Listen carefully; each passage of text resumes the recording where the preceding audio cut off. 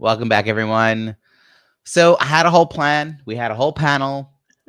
Lucky for you, the last standing panelist is someone that I've been wanting to interview one-on-one.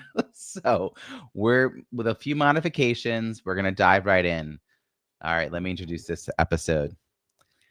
You've heard it said that writing a book can be lonely, but it doesn't have to be. At the Biz Book Publishing Hub, we're changing the game by connecting authors with a community of experts ready to guide you. The Hub has everything you need to succeed, from crafting your first chapter to building a marketing strategy that grows your business. You can join virtual networking events to connect with like-minded authors, gain valuable feedback, and learn from professionals and fellow authors who've been where you are. It's all about building a book that not only sells, but also builds your business and brand. You can check out all these author resources at bizbookpublishinghub.com. And before we get started with today's panel, let's hear a quick word from our sponsor. I'm absolutely thrilled to dive into a discussion with a very special guest.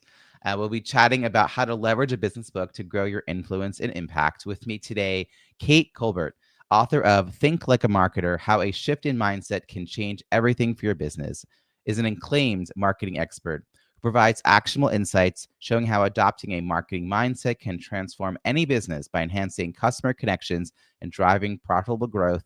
And then she's also the author of her most recent book, Commencement, the Beginning of a New Era in Higher Education, which Forbes called the indispensable touchpoint for what's being said in, about, and around higher education today. Please join me in welcoming Kate Colbert. Kate, welcome. Hey, thanks for having me back. Oh my gosh, it is such a thrill to have you here. As I said to you before we got started recording, I've been meaning to schedule a time to interview one-on-one because you've done some really interesting things as an author. I'd love to just hear a little bit more about your kind of general audience for the books that you write. Like, you have two distinct books, the one about marketing, which stands the test of time. I think that's one's 8 years now Yeah, ago, 2018. So this will be, almost. yeah. We're getting on to 8 years. Yeah, it's amazing how time flies. That book still very, very relevant. And then a more recent book about higher education, which is super niche. Uh, quite the difference. Yeah. So who's the first book for that you had in mind? And then I know we're going to dive deeper into the second book. Yeah. So the first book, Think Like a Marketer, was really written kind of for people like me. So I am a marketer, and the book is not written for marketers, but it's written for people who own small businesses or who work inside medium or large size businesses who maybe are struggling to figure out, how do I make the important decisions I have to make every day? Like, you only have so much money and you can only do 2 of the 10 projects you think you want to do. Which ones do the customers really care about? Or, where do we spend, we've only got so much money, where do we spend it? How do we think about it? Should this product be released in a second edition? Do the customers prefer it in pink or purple? How do we know? All the things that we have to decide on a day out basis at work. And then how do we communicate with our employees and our contractors really well? And I had this epiphany several years ago when I was really frustrated with one of my clients, who was brilliant. She had a really interesting platform of people who were listening to her. She had access to be interviewed. She was being interviewed on morning television shows and whatnot. And she didn't know how to balance the creation of value for the marketplace with the capture of value back for herself. So she just kept giving stuff away, right? And I'm a big fan of sampling, and you should give things away, right? You didn't pay me to come talk today. I give a lot of things away. But she didn't know how to make money.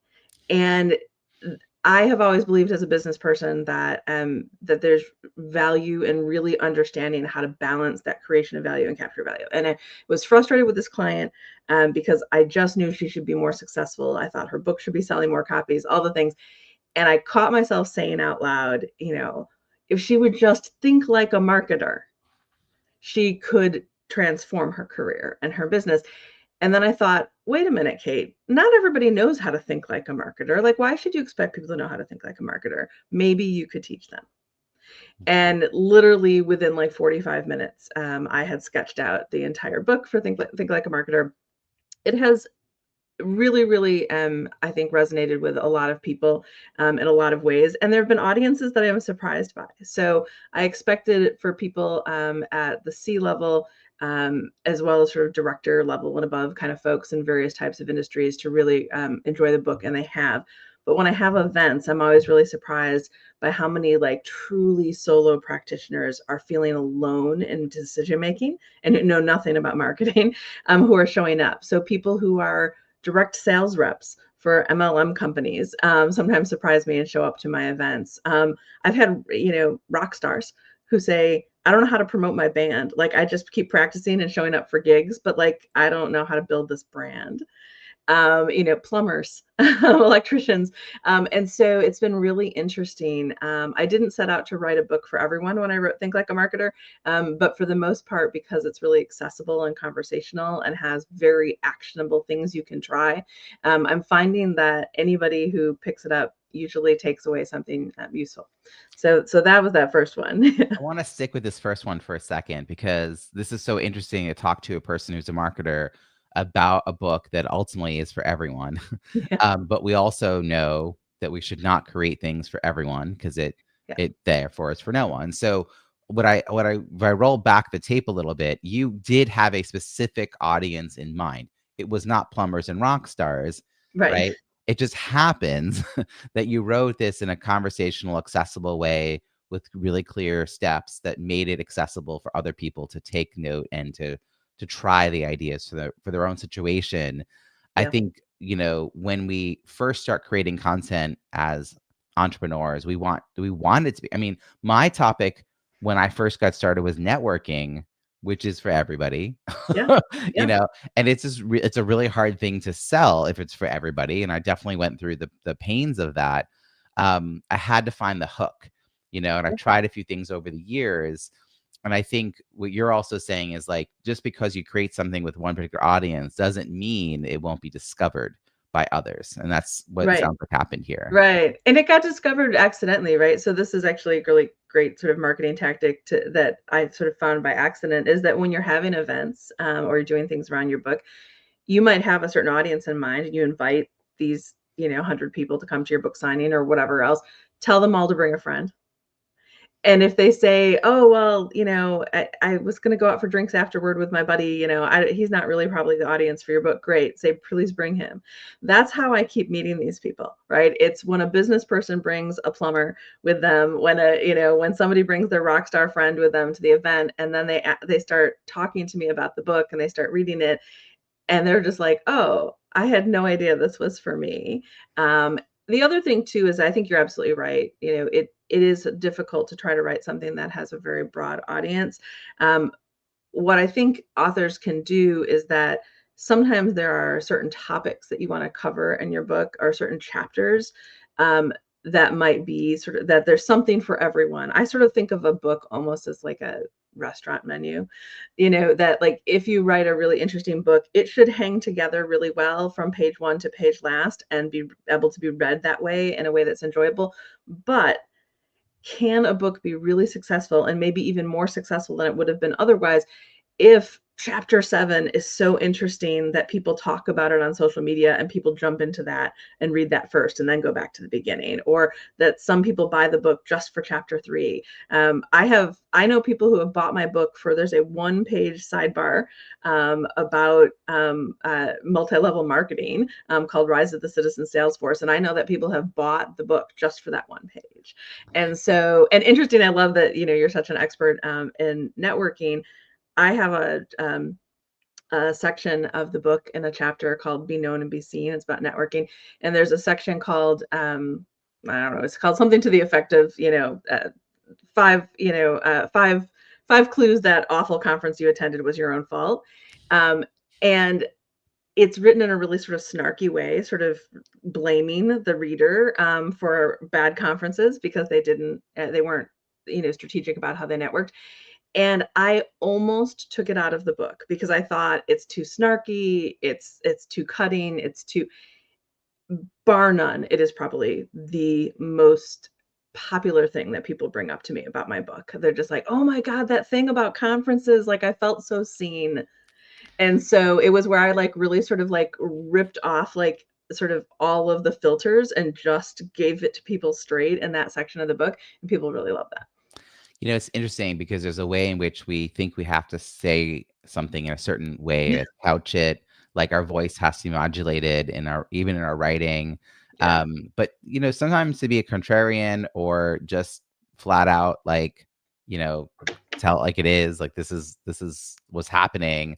Almost like, you know, the V8 hit him upside the head moment.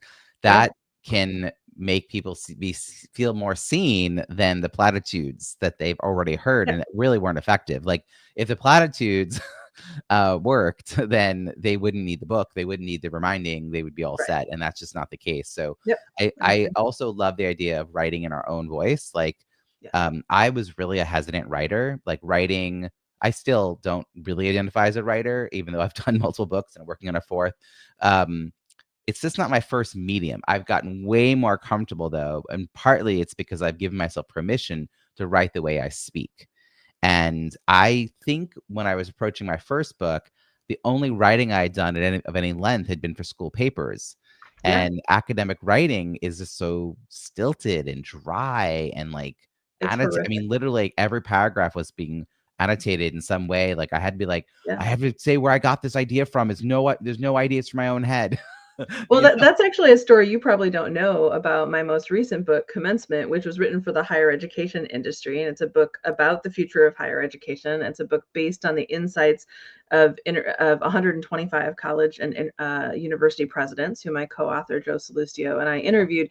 And when Joe and I first met up, we did not know each other. But this book was actually born from a podcast. He co-founded, and hosts the most popular podcast in the higher education industry in the world, called the EdUp Experience. And he started bringing to the microphone all of these presidents of colleges and universities, and thought, this is a fascinating sort of view of the inner sanctum of how leadership is being run at colleges and universities and how these decisions are being made. There's a book in there. And an author I had worked with in the past, introduced the two of us, and sort of the rest is history. But what's really interesting is that Joe had recently finished his doctorate. And so he was kind of in that academic writing space, right? He had just had to write a dissertation, and dissertations, no matter how well written, are the most boring things on earth to read, right? They're horrible because there's these rules about academic writing, and it's not interesting. And it was very, very clear with him when I said, can I see some samples of your writing if we're going to write a book together and whatnot? And he sent me his dissertation, and I said, this book has to be playful. This book has to be conversational. This book has to give it to people straight. It has to sound like our voices. And I am not writing, a 500-page dissertation or whatever, for this audience. They don't want it. They won't read it. And so if you are committed to really having an accessible voice in this book, I think we can do something really great. And he was like, oh yeah, definitely. And I said, I want it to sound as approachable as the podcast does. And he's like, yes. But I remember thinking, oh man, this is not going to work if this guy wants this to sound like his dissertation.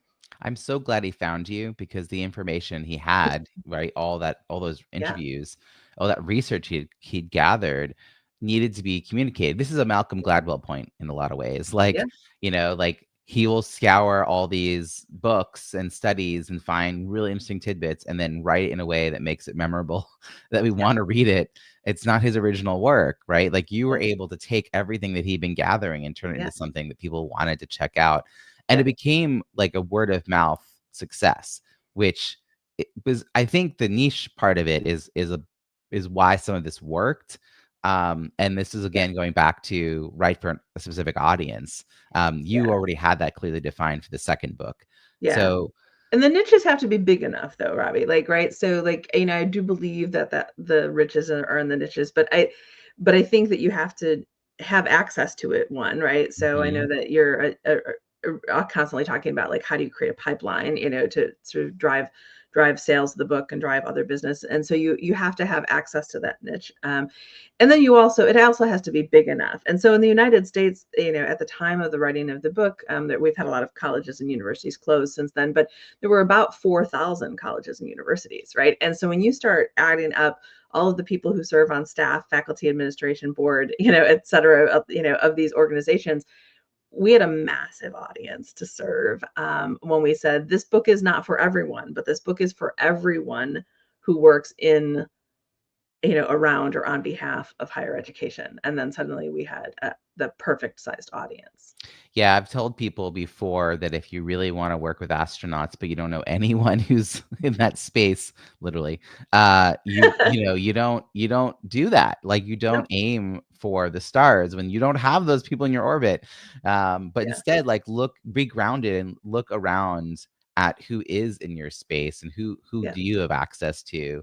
And obviously, because of his podcast, he'd already been introduced to the major players. Yeah, he knew everybody. And that was really key. And that was my first major co-authoring experience as well. And that was a really interesting experience. Coming up with the structure of the book and the voice was a huge decision. I think one of the worst things that somebody can do is, have a book where like every other chapter is written by the other person, or like, so we sat down and looked at different approaches, and ultimately, we decided I'm a professional writer, so the book would be written in my voice.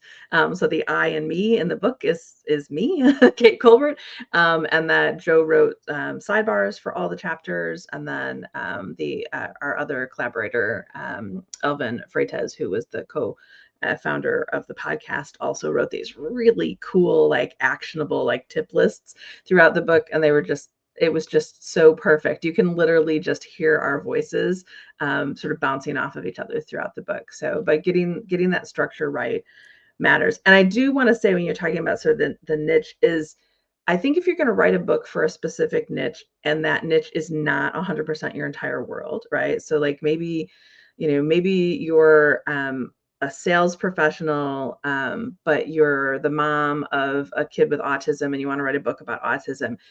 You have to be willing to bury yourself deep in the world of that niche for that book, because to the readers of that book, they don't know you're a sales professional. They don't care about your day job.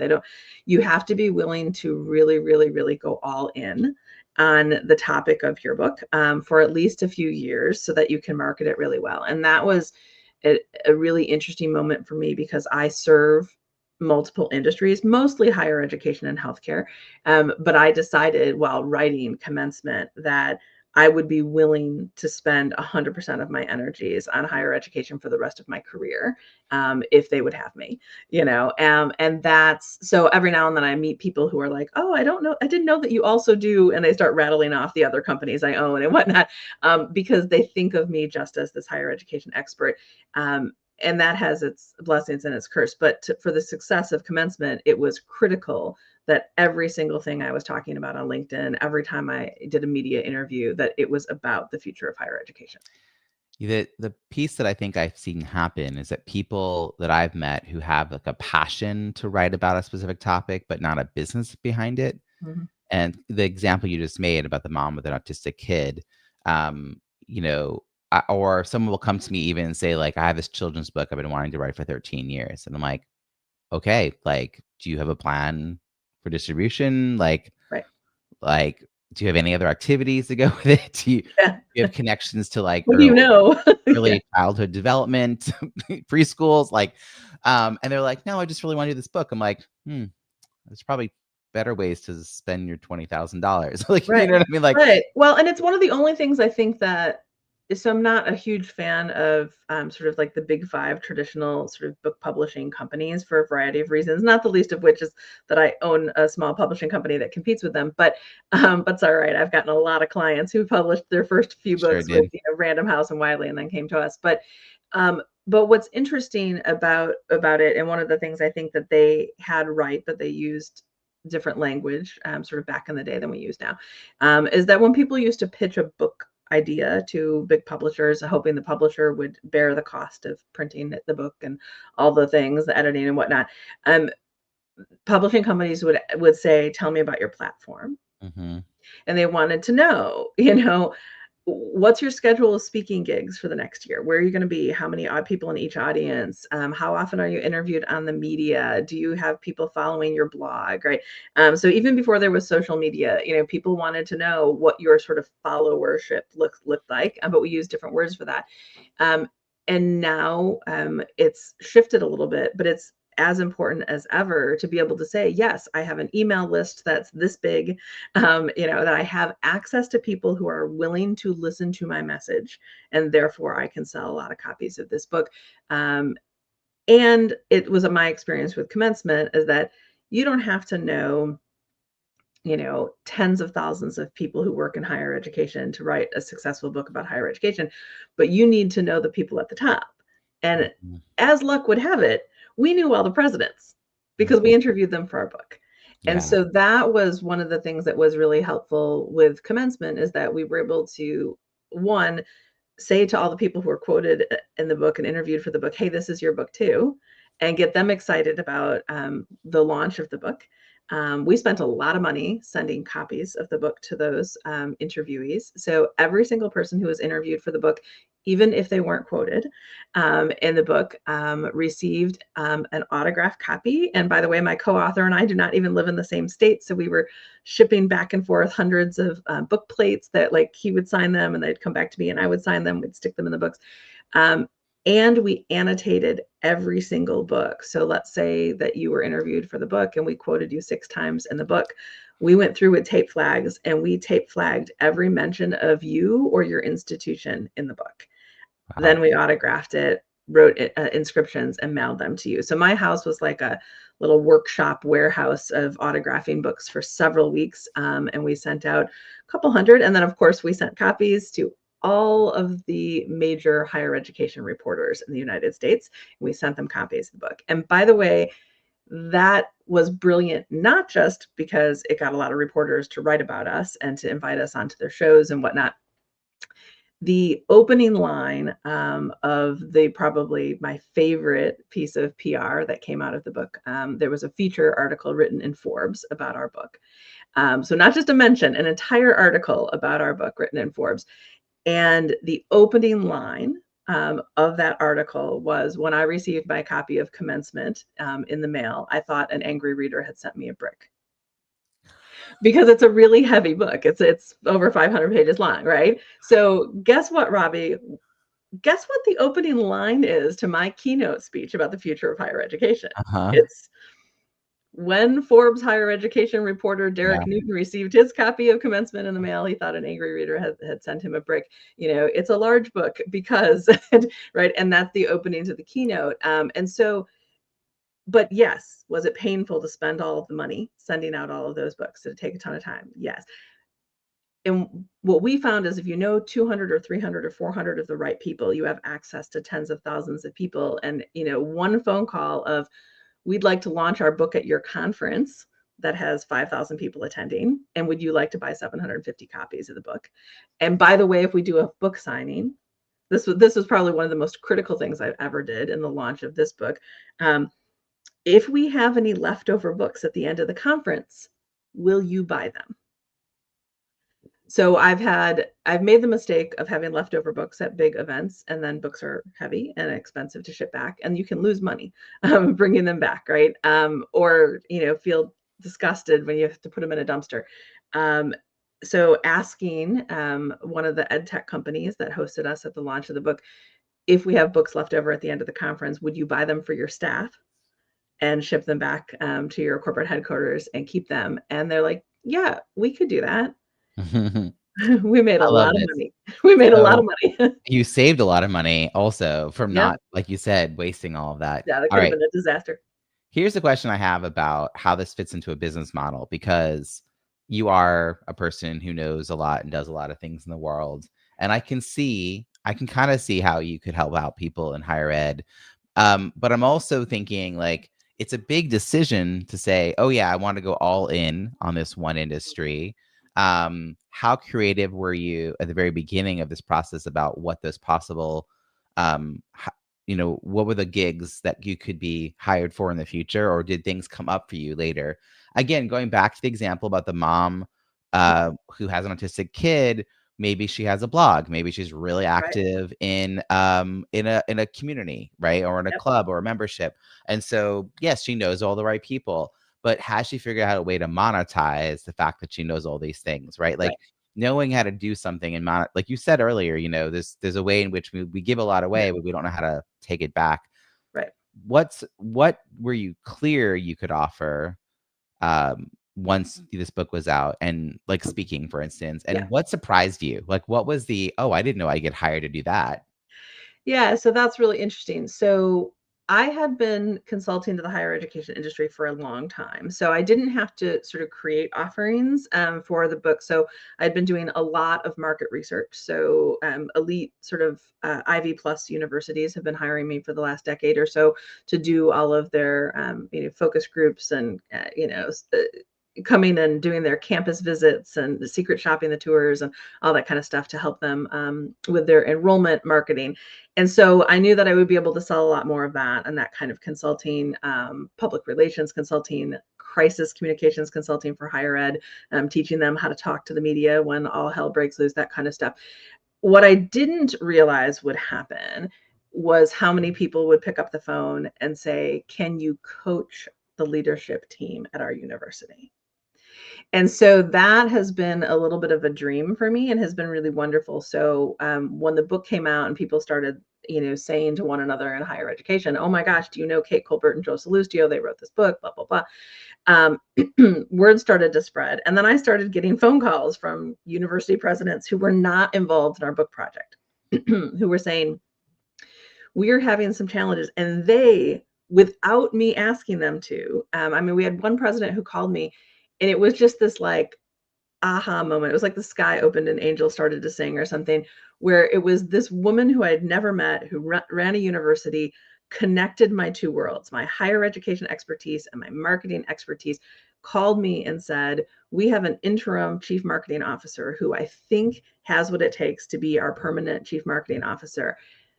And there are some things we'd like her to work on, and we'd like her to learn some more best practices in marketing and public relations in higher education. Would you be willing to be her coach?" It was one of my favorite engagements in my entire career. I intend to clone it over and over. So anybody who's listening works at a university, I would like to coach your CMO. but and it ended up being this really wonderful thing. And so, yes, going into the project, we knew, I think, what we thought success looked like, and what measurements we were going to be looking at. For me, I wanted commencement to be career defining, and it has been. I know that's a really high bar to set for a book. Like, I want this book to change my life and my career and the trajectory of my career. And I want to have to build all new websites and sort of like as a result of its success. That has come to fruition for me, which is really great. But I was definitely looking, I want to do more speaking gigs. I want to do more consulting, more market research and higher education, a lot of LinkedIn engagement. When people are talking about higher ed on LinkedIn, I want them tagging me because I want them to want my opinion. Right. I want people to be like, "Oh, she's a higher ed futurist. What does Kate think?" That was really important to me. Of course, I cared about retail sales, and I really cared about bulk and custom edition sales. And by the way, the custom editions were a huge success for us. So we just started reaching out to all the associations, higher education associations and ed tech companies, and saying, "Do you have a really high value gift to give out at your next conference? And if not, would you like us to republish our book with a foreword by your CEO and with your logo on the back cover?" And so we did 3 custom editions in the first 6 months of the release of the book. And so that was really great. We kept metrics for everything. And so that was really fun. I'm like, it's rare that this happens because I'm the person everyone says, "Do you ever have time to sleep?" But that's a lot. I mean, you went into this with a good plan. This is the part about you not just being a great writer, but also being a marketer. So you kind of started with that process in mind. You also went for the highest value target as far as your effort. You were engaging with presidents. That also gave you a lot of credibility right away with other presidents who didn't know you. So that's always awesome. If people, I think a lot of entrepreneurs, initially, at least I would say, start at the who would benefit from your work, not from the people who hire. Right. Yeah. We wanted to know who can put our book in other people's hands. Right. I think it's just interesting. I actually just pointed this out to a coaching client. She's working on a different tact for how she's going to create content on social media. And I said, well, one thing I've learned is that we often write social media content for the end user, but not for the decision maker. So what if a third at least of your posts were actually really designed to get the attention of decision makers. And Yeah. it's a different language you have to use, different Yeah. examples. And she was like, oh my God, I've never done that. I'm like, right. Like, so Yeah. it's harder for them to translate what you do for the end user to like what they're needing. And users might feel good and get a few tips, but they're not the Right. ones with budget. So That's great advice, Robbie. Yeah, I think that's really savvy advice to be giving people because, and again, it really is about how to get the most bang for your buck, right? And so, why do I want to get the attention online or via email or whatever of Kate if Kate can only buy my product once? Maybe I want to get the attention of Robbie because Robbie's going to recommend my product to the 60 people who report to him. And I think that makes a huge difference. In fact, that was one of our biggest, I would say, marketing sort of tactics among sort of our within our overall strategy was I call it sort of, we all know that sort of the phrase, the British are coming, right? So it was called the authors are coming, right? What would it look like if at the beginning of the launch of this book, when people were buzzing about it in higher education, if without giving away the store to too many people who, and sort of speaking too often without getting paid, what would it look like if we selected a handful of people and said, we'd be willing to come to your board meeting and talk about the future of higher education. We'd be willing to come talk to all of your employees who you're having trouble engaging because the higher ed is a hard place to work in a post-pandemic world or whatever. And so we did this whole, the authors are coming, and talk about looking like a rock star. In fact, one of the chancellors at Western Governors University, which is the largest university in the world, had just read our book right after it came out. And she was asked by their president, who was the first president interviewed for our book, would you be willing to talk about commencement at our next meeting? And it was a leadership meeting. It was all VPs, chancellors, that kind of thing. And she said, sure. And at about 11 o'clock at night, she shot an email to me and my co-author, Joe. And she said, I know this is a long shot. Any chance you'd be willing to come to our meeting tomorrow? And I just happened to see the email come through and I was like, sure. And so I stayed up a little bit longer to answer your question of does she ever sleep? The answer is no. So I stayed up a little longer and put together a presentation based on the statistics for the research of the book and whatnot. And we showed up. And her colleagues had no idea we were coming. And that was the really fun part, is that like we log in on Zoom and they're like, oh my God, the authors are here. And we were able to take the questions. And it was really fun. At the end of the meeting, probably 5 minutes after we left the meeting, we got an email from that chancellor. And she said, I just got a note from one of my vice presidents that said, and I quote, that was the most engaging, useful meeting I have ever attended in my tenure at this institution. And so that was really fun. And so we started cloning that. So we went to, there's a group of people who all got their educational doctorates from University of Pennsylvania. And they have a meeting, they do like a book club. All these people, and most of them are university presidents, as it turns out. And so they asked, we want to discuss your book. Right. So of course we sold some books, and would you come talk, and we'll do a book club. And we did that for City University of Seattle. And so we've continued to be sort of special guests at people's meetings in a way that surprises the audience. And that's been really fun. And again, that's not something you can do every day or every week. You can't keep giving that away. But if you give it away enough and then people hear about it, enough people are willing to pay for it too. Yeah. You have to pilot things, test it, see whether there's real value there. Also, the fact that we can use Zoom to get ourselves into an audience like that Easy takes enough. a lot of the travel angst that we would normally have had. And now, because everyone's used to the idea of using Zoom or having some hybrid option, that's pretty cool that you could lean into that. The thing I'm thinking about is how your world has shifted, but you've also had to like simmer down some of the other stuff. Like you can't keep everything at a boil, even if you do have multiple burners, right? Like, so and this is something I've had happen too as a multi-passionate entrepreneur. I think of seasons maybe, where there's like, this is the thing I'm talking about this year, and other stuff sort of comes along and like, I'm like, oh yeah, I know how to do that too. But like my marketing effort, my outreach, where I show up, who I network with is going to be singularly around this thing for this period of time.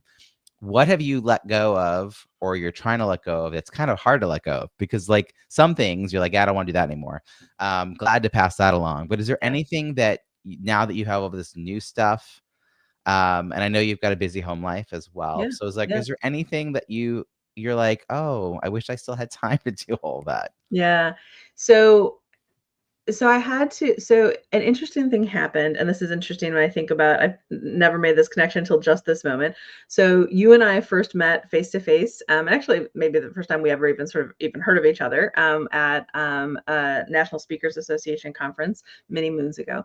And I was speaking at that conference. In fact, that was the year that Think Like a Marketer was released. And so I had, the book was up for pre-order, and I was promoting it at the event and whatnot.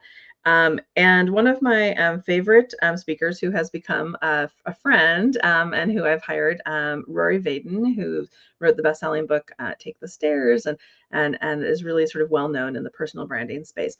I went to one of his talks at that conference, and he said something about sort of being famous or being renowned or being known, and and do you want to be this? Like, he was talking to the audience about, like, do you want to be famous for what you do? Do you want to be? And I remember initially feeling uncomfortable with that, feeling like, well, you're not a good human if you're not humble. You're not like, and he was really sort of talking about being known and being seen, and the things that I do talk about in that book that was headed to press at the time. Um, and yet I still felt really uncomfortable, with that kind of limelight. And then I remember looking back on it several weeks later, and in conversations with Rory that went forward about, here's the truth. I can help more people from bigger stages.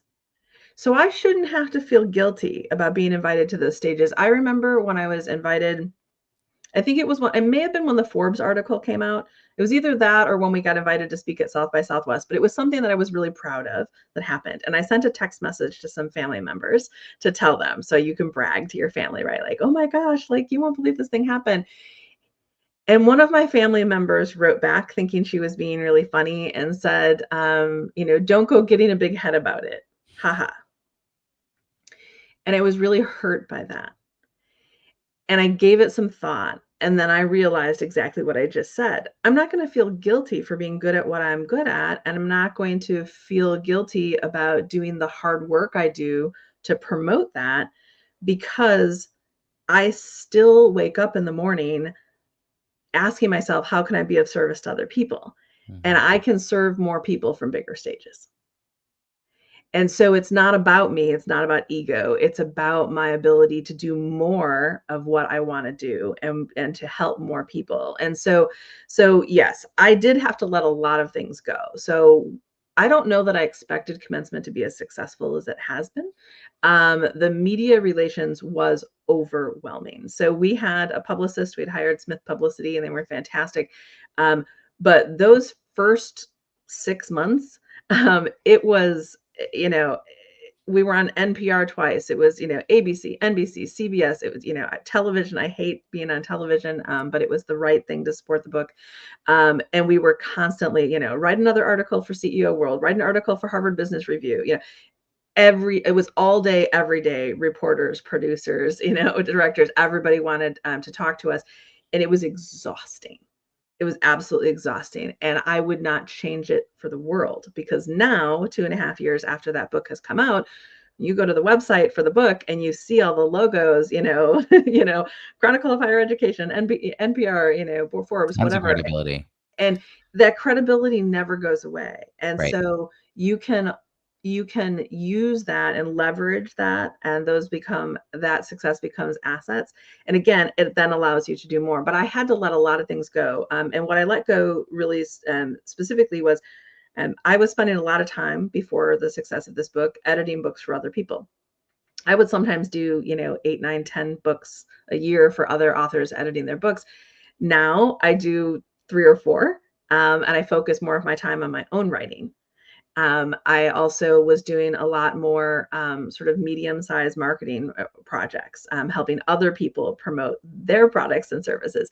And now I spend more of my time promoting my products and services and giving people great advice about their marketing. And then if they need somebody to actually be their tactician, I can either teach them to fish and they can do it themselves, or I can at least help them understand how to go hire someone else. But I'm very clear with people to say, like, I'm not going to be able to help you with that. I think this is actually a difficult inflection point for an entrepreneur.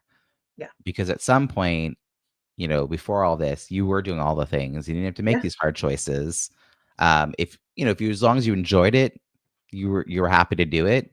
If they paid you really well, even if you didn't enjoy it, you were happy to do it.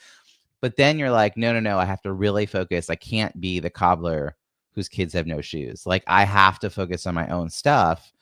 And it gets hard. I know that for me, the first time I realized that I was in charge of my own schedule that had gotten out of hand, we're going about 20 years ago. And it was like a slap in the face. Like, I was Yep. bemoaning something to someone, and they basically were like, "But aren't you in charge of deciding whether that happens?" And I was like, "Oh my gosh." I Like, remember that oh, moment for me too. Yeah. yeah. And so ever since then, it was really easy. The first 5 years, I got really good at letting go of things. Then there was a round of things that I wasn't comfortable with letting go, but it was like painful, but I felt it was right. And then it was getting really good at saying no, Yeah. which is totally hard to do. But now I feel Very hard. really like I can say it and mean it, and it's a full sentence. But it's an evolution, because if you're listening and you're like, I'm still really spread thin, then you may have had the same initial success with anything in life, like Kate did with this last book, but not had the bandwidth to follow through. Yeah. Right? Like, if you have to, like, if the spark catches, you have to clear the decks and make space for the possibility to keep brewing. And you have to have a habit around that, or else the first time the spark dies and you'd miss the opportunity to take advantage of it, because you could have just as easily been like, well, I can't do 6 months of PR with publicity as I've got an entire schedule full Right. already with Right. commitments. Like, you know what I Yeah. mean? You had to have almost imagined the possibility enough to make a Yeah. little space. And then as it hit, you were like, oh, I have to like keep making space. Yeah. And I just Keep think letting that's a go. lesson. That's just like a life lesson for an It's entrepreneur huge. to I take have away. I believe in this lesson so much that I actually have a little framed sort of little picture sitting on my desk, as a beautiful picture of sort of a beach, sort of ocean scene, and it says something to the effect of, to find new oceans, we must first lose sight of the shore. Mm. And I look at it Hmm. every single day. My entire career has been series of, people will say, "Well, you have to pivot," or like whatever the, buzzword of the day is. Um, but yes, as you grow and as you find out what you're successful at, or you discover new things the marketplace wants from you, you can't there's only 168 hours in a week. Like, there's only so much you can do. And so you do have to sometimes look back at something you've been doing and say, I have loved this. I've loved this moment in my career. I've loved these clients or customers that I have served. And I'm going to turn my back on it, somewhat or entirely, in order to go swim towards this other thing. Um, and I'm not going to be afraid of losing sight of that shore. And that, I Yeah. think, is the hardest part, is the fear, especially if you have a mortgage to pay or kids to feed or whatnot. Right. Sometimes those things we were doing were generating revenue, of course. And so to let go of them and create that space that you're talking about, we sometimes have to be willing to essentially go without a paycheck for a while in order to ramp up that new thing that we're offering. And that's very, very scary. And I think a lot of people are afraid to do it. I actually think that a lot of people who write a book that's a good book and don't market it well, I think that comes from two things. I think one, it comes from the fact that most people just don't know how to market a book, and they're sometimes too humble to do it. They don't know how to toot their own horn. And two, they didn't create the space. So I'm really glad you brought this up. They thought that they could make the time to write this book and then work with a publisher to get it out. And then they would check it off their to-do list or their bucket list or whatever the case may be. And then they would go back to whatever they were doing before. But don't we want the books that we write and publish to change us? Yeah, we I do. do. We do want that impact. And I also agree with you. You'll have a bigger impact from bigger stages and all those things. I feel like there's so many sort of great entrepreneurial lessons, and authors who are writing books to help them grow a business. Like, that's the reason for it. In a moment, I'm going to ask you for your best advice for an author who's writing a book to help them grow a business. But first, a quick word from our sponsor. All right, this could be a reiteration of something you said earlier, Kate, or something completely new. But as we sort of wrap up this great conversation, you work with tons of authors who are writing books to be known, to be seen, to be experts. What would be the best thing they could do to help get that outcome? I would encourage people to think about their book projects from the very beginning as a business. So it doesn't matter if you're self-publishing or you're working with a hybrid publisher that doesn't require a proposal. Write a proposal anyway. Really sketch out who is this book for? How am I going to find them? What does my platform look like? What are the conferences I'm going to attend to talk? Where do I want to speak? If I get interviewed by the media, what are the 5 that I will bust my butt to get interviewed by them? Really, really, really make that plan. Even if you're not quite sure how to execute it, and you might need to bring people on board to help you, but write a detailed book proposal and a marketing plan. And I would say being successful in writing a book is about being aggressive but nimble. Like, know what you want, but then when the phone rings and Harvard Business Review says, would you write an article for us? And you were thinking, that wasn't on my to-do list for this week, say yes, right? So you have to be, busy and aggressive, but you have to be willing to sort of be nimble. One of the things I talk about in my first book, Think Like a Marketer, is something that I think is an approach that I encourage people to use when they write their books. And it's a principle that I call be strategy, religious, and tactic agnostic. And what that means is that if your strategy in writing this book is to become known, to become a successful speaker on a particular topic, and the strategy around that's the goal, and the strategy is to become a thought leader within these certain sort of spheres, be willing to pursue whatever tactics will get you there, right? Mm-hmm. So if you are really self-conscious about how you look on camera, right? Like, I've always really struggled with that because I always think, oh, well, people, what if I should be thinner, I should be prettier, I should be whatever. And I've always really struggled with that. But getting my book into the right hands requires that I go onto video podcasts. It requires that I do television interviews. So be strategy, religious, and tactic agnostic, and be willing to learn how to do those other tactics that you have never done. And I would say, you've got to toot your own horn. The one thing that really shocks me is how many people release a book who don't have a website about the book. Right. So like, your description on Amazon or Barnes and Noble is not enough. Yeah. Like, hey, so have a great website. Kate, where can people find you and follow your work? Because you're awesome. So thank you. So LinkedIn is the easiest way to find me. I'm just good old fashioned, linkedin.com/in/Kate Colbert. And that's where you're going to find me. I'm really sort of most active, but you can hunt me down, learn more about my books on the book websites, commencementthebook.com and thinklikeamarketerthebook.com. Fantastic. We also should mention that you are one of the founding hub partners of the Biz Book Publishing Hub. You have a whole profile at bizbookpublishinghub.com. You're continuing, as we have sort of narrowed our focus in the group, which I'm really loving. And at bizbookpublishinghub.com, you're going to find a bunch of other really great people who do a variety of things to help authors become successful at what they do. We also have events that I host throughout the year, all the show notes from today's episodes, all the links that Kate has mentioned, links to her book, links to her podcast, links to her book, links to her website, I should say, her LinkedIn. All of that will be at bizbookpublishinghub.com. Kate, thank you so much for joining us. This has been a really great conversation. Thanks so much for having me.